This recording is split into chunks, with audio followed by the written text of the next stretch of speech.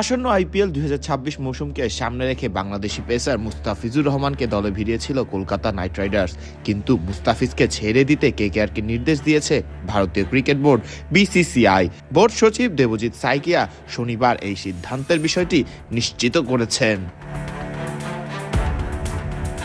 ভারতীয় সংবাদ মাধ্যম ইন্ডিয়া টুডেকে দেওয়া এক বিবৃতিতে দেবজিৎ সাইকিয়া জানান, সাম্প্রতিক সার্বিক পরিস্থিতির প্রেক্ষিতেই এই সিদ্ধান্ত নেওয়া হয়েছে। মূলত দুই দেশের রাজনৈতিক অবস্থার দিকেই ইঙ্গিত করেছেন।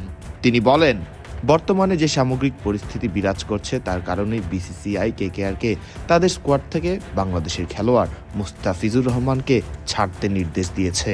একই সঙ্গে কেকেআর যদি বিকল্প কোনো খেলোয়াড় নিতে চায়, বিসিসিআই সেই অনুমতি দিবে। গত ১৬ ডিসেম্বর অনুষ্ঠিত আইপিএল এর মিনি নিলামে মুস্তাফিজুর রহমানকে ৯ কোটি ২০ লাখ রুপিতে দলে ভেড়ায় কেকেআর। ওই নিলামে চেন্নাই সুপার কিংস ও কেকেআর এর মধ্যে মুস্তাফিজুরকে নিয়ে তীব্র দর কষাকষি হয়, যেখানে শেষ পর্যন্ত জয়ী হয় কেকেআর। বাংলাদেশি ক্রিকেটারদের মধ্যে ইতিহাসে সর্বোচ্চ দাম পান মুস্তাফিজুর রহমান। তবে গত কয়েকদিনে ভারত ও বাংলাদেশের মধ্যকার কূটনৈতিক টানাপোড়েনের প্রেক্ষাপটে মুস্তাফিজুরকে দলে নেওয়ার বিষয়টি নিয়ে সমালোচনার মুখে পড়ে কেকেআর। সামাজিক যোগাযোগ মাধ্যম সহ বিভিন্ন প্ল্যাটফর্মে দলটির এই সিদ্ধান্ত নিয়ে প্রশ্ন উঠে। এমনকি কেকেআর সহ মালিক শাহরুখ খানকে এ নিয়ে সমালোচনার লক্ষ্যবস্তু হতে হয়।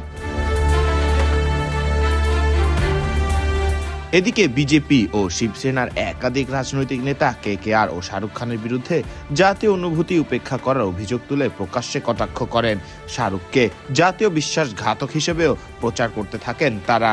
শেষ পর্যন্ত যদি মুস্তাফিজ আইপিএল খেলতে না পারেন, তাহলে সেটি ক্রিকেটের জন্যই হবে বেশ লজ্জাজনক একটি ঘটনা। ফারদিন রহমান সকাল, বিডি ক্রিক টাইম।